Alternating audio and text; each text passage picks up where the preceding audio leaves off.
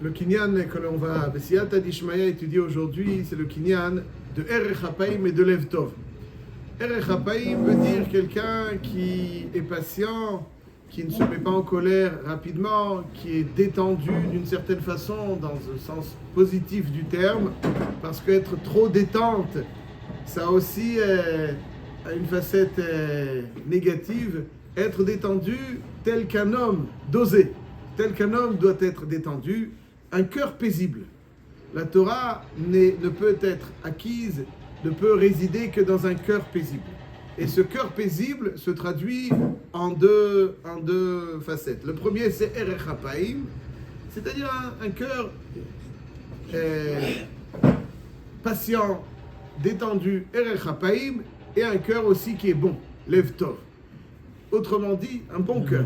Donc c'est des qualités de cœur.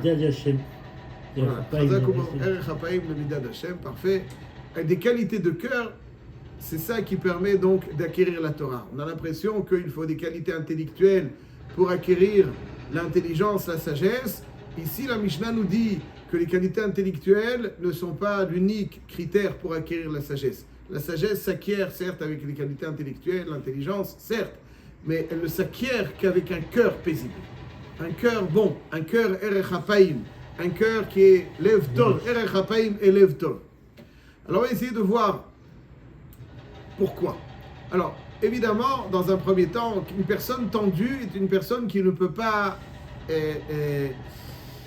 intégrer la sagesse. Il ne peut pas intégrer la sagesse, il ne peut pas bien la saisir, il ne peut pas l'intégrer la sagesse. Quelqu'un qui est tendu, il n'est pas suffisamment posé pour se concentrer, pour focaliser. Quelqu'un qui est tendu, qui cherche à avancer trop rapidement, il n'étudie pas la Torah avec la détente qu'il faut, et encore une fois une détente dosée et positive, alors il peut pas imprégner. Il est tout le temps donc le cœur est trop bouillonnant, négativement bouillonnant pour véritablement s'imprégner. Il peut pas. Mais au-delà d'être tendu, il faut être patient pour acquérir la Torah. Il faut de l'endurance. Et on ne l'acquiert pas rapidement. Il faut de la patience. Il faut quelqu'un qui est tendu, son cœur ne peut pas constituer ce réceptacle dans lequel la Torah va se poser. C'est marqué dans le Mishlei. Erech HaPaim, Mishlei Yudalet Pasuk Raftet. Erech HaPaim Rav Tvuna.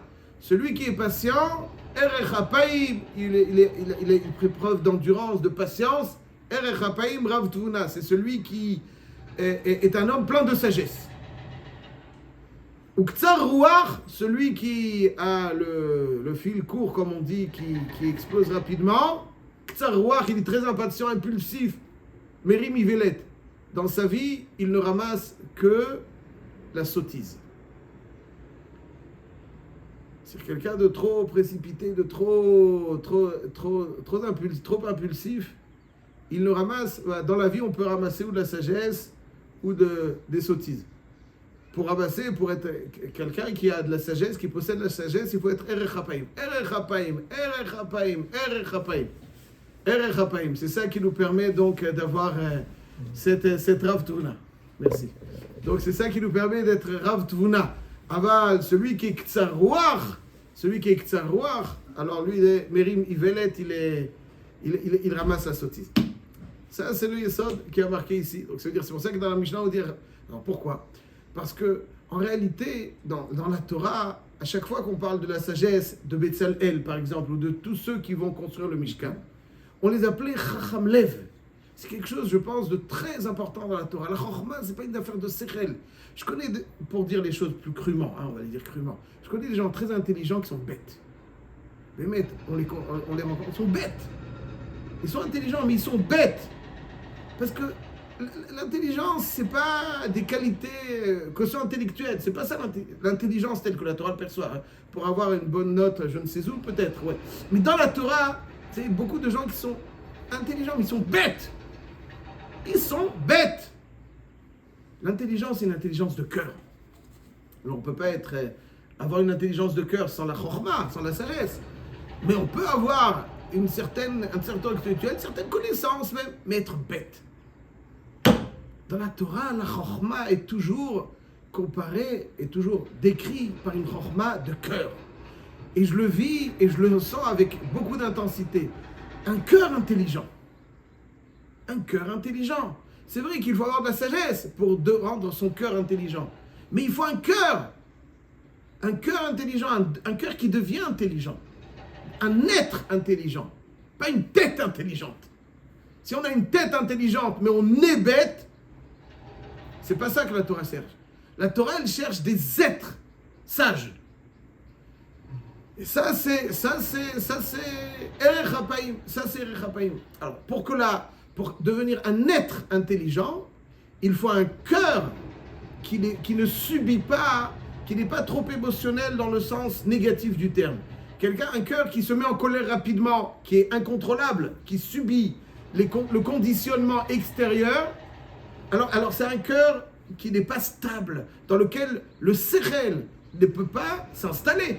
Donc on ne peut pas devenir un être intelligent. L'acquisition de la chorma, c'est les capacités du sechel, la sagesse du sechel plus précisément, qui va venir s'installer dans le cœur et pour véritablement posséder cette sagesse. Mais si le cœur est bouillonnant et il n'est pas tranquille, turbulent, il subit toutes les petites agressions extérieures, mais c'est un cœur qui ne peut pas accueillir la sagesse du sechel. Et donc si on se met en colère, alors tu peux pas, si tu es un coléreux, c'est même pas quand tu te mets en colère, quelqu'un est coléreux, c'est forcément que son émotionnel subit tout le conditionnement extérieur. Donc un cœur subissant tout ce qui est à l'extérieur n'est pas un cœur dans lequel la sagesse peut s'installer.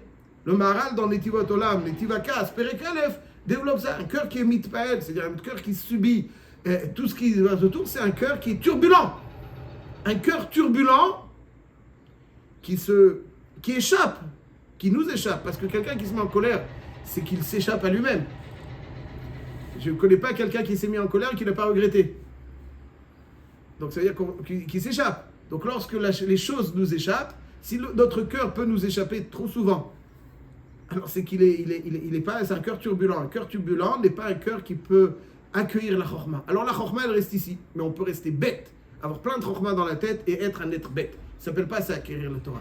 Acquérir la Torah, c'est un cœur paisible, un cœur qui finalement, et d'une certaine façon, adhère, est le support de la chorma. Et pour qu'un cœur se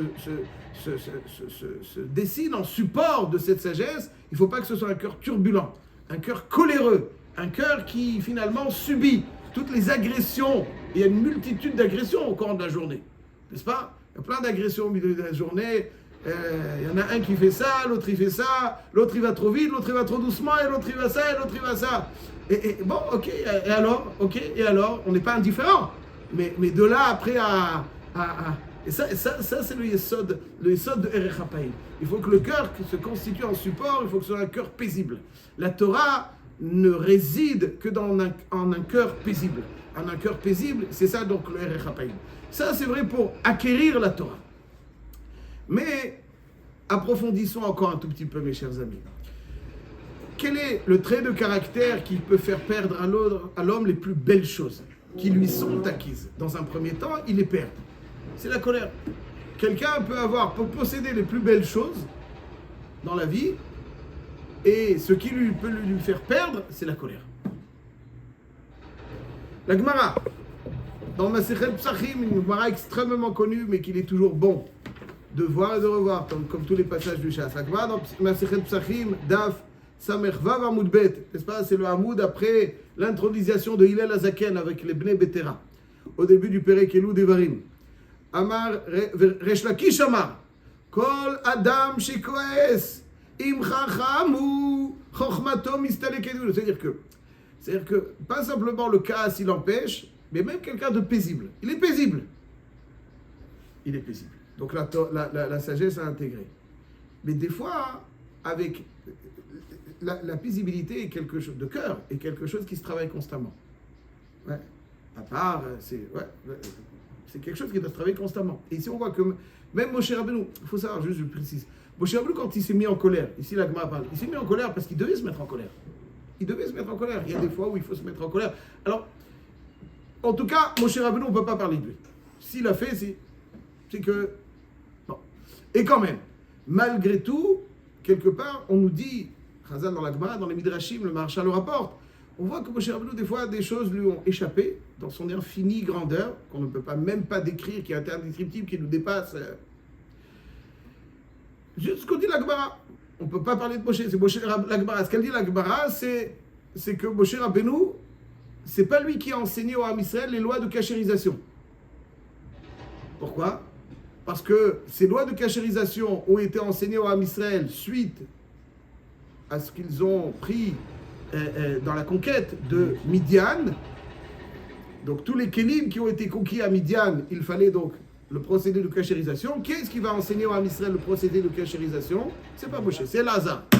Pourquoi Elazar? Pourquoi pas Moshe? Parce que Moshe Rabbeinu, dit la Gemara, n'était pas content de ce qui s'est passé dans cette guerre de Midian, pour les raisons évoquées dans le texte. Et donc, comme Moshe Rabbeinu n'était pas content, Veiktsov Moshe à la Eda, donc, même ce qu'il a acquis, quelque part, même Moshe, l'homme le plus parfait, il s'est mis en colère une fois, deux fois, trois fois. Et à chaque fois, son acquis, quelque chose, temporairement, certes, mais temporairement, ça lui a échappé. Ça veut dire que même quand on a un cœur paisible, mais si il y a des failles, alors, à son niveau de Moshe, Moshe, Chochmato mistaleket emenu. La Gemara poursuit, nous dit que Imnaviu nevuato mistaleket emenu. Ça veut dire que même un prophète qui est en mesure de prophétiser, donc il a ce cœur paisible, il a acquis la prophétie. Aval, si c'est pas un état constant, dès qu'il se met en colère, il perd ce qu'il a acquis. Où on le voit de Elisha. Il y avait le roi de Yehuda qui était un tzaddik, Yehoshaphat. Et il y avait le roi d'Israël qui était un rachat, Yehoram. Tous deux sont venus consulter Elisha dans une guerre qui les opposait au roi de Moab. Et dès que Elisha voit Yehoram, Yehoram c'est un rachat, il n'est pas content. Il se met en colère.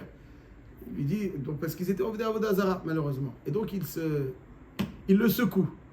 Et lorsqu'il le secoue, finalement, il perd à ce moment-là sa capacité à prophétiser. Elisha, Eliyev de Eliyahu Hanavi. Et donc il demande, Va'ata Krouli Menagen. Krouli Menagen, il faut qu'il retrouve sa paisibilité pour retrouver. Donc même quand on a acquis, il faut que ce soit un état constant. La Gemara poursuit et dit que Kol shekoes, Amar Rabbi Mani bar Patish, Kol shekoes, afilu poskin alav gedula min hashamayim moridin oto. Dit que même quelqu'un qui était destiné, destiné à quelque chose, à un avenir brillant, quand il se met en colère, cet avenir, donc cette gouloula, ce titre qu'Hachem lui destinait, lui sera malheureusement, chas v'chalila, ôté. Où on le voit ça de Eliav. Eliav, lorsque Shmuel vient oindre le roi, donc chercher le roi, et donc il va dans la famille de Ishaï. Eliav, c'était quelqu'un de merveilleux. Il avait tout l'aspect royal. Et Hachem, contrairement aux autres frères où lui dit non, l'obésé, c'est pas lui, c'est pas lui, c'est pas lui, Hachem lui dit, il dit concernant Eliav, il dit à Shmuel, il m'a déçu. Mais Astio, il m'a déçu. Il dit la Gemara, il m'a déçu, contrairement aux autres frères, ou Bichlal, rien à voir, c'est pas lui. Là, il m'a déçu. Ça veut dire qu'il était apte, potentiellement royal, Eliav, mais il m'a déçu, dit Hachem. Pourquoi? Parce que lorsque David Amelech est venu à la bataille, donc aux provocations de Goliath, qui va donc après avoir les conséquences que l'on connaît, quand il a assisté à la provocation de Goliath, Eliav se met en colère contre David et lui dit, tu es venu là voir le spectacle provocateur de Goliath et tu as laissé le troupeau tout seul, tu es venu là pour l'adrénaline. Il est en colère contre David. Il a déçu. C'est dire ce que la Gemara nous dit. C'est-à-dire que ce cœur paisible n'est pas seulement une condition d'acquisition, Mais pour posséder ce qu'on a déjà acquis, continuer à posséder ce qu'on a déjà acquis, aussi il faut ce cœur paisible. Ça c'est grand. On voit aussi dans la Torah, avec Reuven, Yaakov lui reproche Pahaz Kamaim al Totar. Tu as été impulsif. Kamaim, n'est-ce pas? Comme il a fait ça, il était énervé qu'il y ait certaines choses. Donc, comme il n'était pas content, hop, il a pris et il a fait ce qu'il a fait. Il a perdu 3 choses: la Bechora, la Keuna et la Malchut. Al Totar, comme Rashi dit là-bas. Il y a 3 titres qui t'étaient destinés. Ça s'inscrit dans le raisonnement de la Gemara. Mais comme tu es trop impétueux, impulsif, il y aura pas, tu as perdu ces titres. Keuna, Bechora et Malchut. Le Shem Mishmuel, je crois dans Parashat Vayechi, dit pourquoi Davka ces 3 titres Reuven a perdu. Il dit parce que ces 3 titres, c'est des titres où celui qui les possède lie. C'est des titres de lien. Le Bechor, n'est-ce pas, tout celui qui est Bechor, il a une charge sur les épaules, n'est-ce pas? C'est en général, les aînés sont des êtres très consciencieux, qui ont une conscience des fois un peu trop poussée, ils endossent beaucoup de responsabilités. C'est pour ça qu'ils prennent double part dans l'héritage, les Bechorot, parce qu'ils ont un titre particulier. Ils sont le lien entre les enfants et les parents. Le Bechor est quelque part un petit papa. C'est lui qui finalement se constitue en lien entre le père et le reste des enfants. C'est lui qui crée le lien. D'où son titre et d'où son prestige. Et c'est son rôle, un rôle qui doit être bien réalisé. Ça, c'est le Bechor. Le Bechor, c'est ça. C'est lui qui sait faire le lien. C'est lui qui a ce titre lorsqu'il y a un, il sait faire le titre. Donc, le Keuna, c'est évidemment le lien. Ohev Shalom, Verodev Shalom. Mais c'est le lien entre Israël et Hachem. Le Kohen, c'est celui qui fait le lien entre Israël et Hachem. Et la Malchut, le Melech, c'est celui qui sait lier tout le peuple. Le roi, c'est celui qui, autour de lui, il sait faire graviter, donc lier par ce biais, tout le peuple autour de lui. Ça, c'est le Melech. Parce que Reuven a fait preuve de précipitation. Ce cœur paisible, c'est la condition sine qua non du lien. Pour lier, il faut avoir un cœur paisible. Et lorsque il n'a pas su avoir ce cœur paisible indispensable pour lier, il ne peut pas donc créer ce lien. Un cœur qui n'est pas paisible est un cœur qui ne peut pas lier. Un cœur paisible lie la chorma au cœur, permet à la chorma de s'installer dans le cœur, c'est ce qui permet de continuer à posséder. Et lorsqu'il n'y a plus ce lien, alors le cœur se vide quelque part, ou même le chorma, l'homme ne peut plus avoir cette chorma qui est aussi une chorma de cœur. C'est pour ça que Reuven Davke l'a fait ça. Et permettez-moi de terminer sur un petit passage de Reb Chaim Vital qui ramène dans Sefer Alikutim sur Vezot Abracha, qui ramène au nom du Harizal. Il dit, je cite, Be'inyan ha'kas haya makpid harav zichrono livracha ve'omer shehu yoter mikol sha'ar ha'averot. Le kas, pire, pourquoi? Il dit que lorsque quelqu'un est bekas, ve'inyan hu, ki kasher yichos ha'adam mistalek mimenu ha'neshama ha'teora asher bo. C'est-à-dire lorsque quelqu'un se met en colère, la neshama ne supporte pas la colère. Tikanes bo nefesh min hachitzonim. C'est-à-dire des fois il peut, c'est la pikabala, mais ça veut dire qu'il peut être imprégné, influencé d'une âme qui n'est pas... Quelque part, sa neshama le préserve, et donc dès qu'il se met en colère, il est exposé à...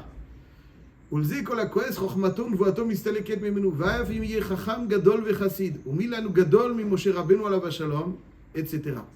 ואפילו שנתכעס על דבר מצווה, pourquoi il s'est mis en colère? דבר מצווה. Il dit, il y a marqué dans Iyov, le pasuk, Toref nafsho be'apo. Toref nafsho be'apo. Ça veut dire qu'un homme dévore son âme avec sa colère. Toref nafsho be'apo. Apo, c'est le af. Quelqu'un dévore son âme avec la colère. Il dit qu'il y a Adam Toref ve'oset nafsho trefa. Ou memita be'et apo ve'kaaso. C'est-à-dire,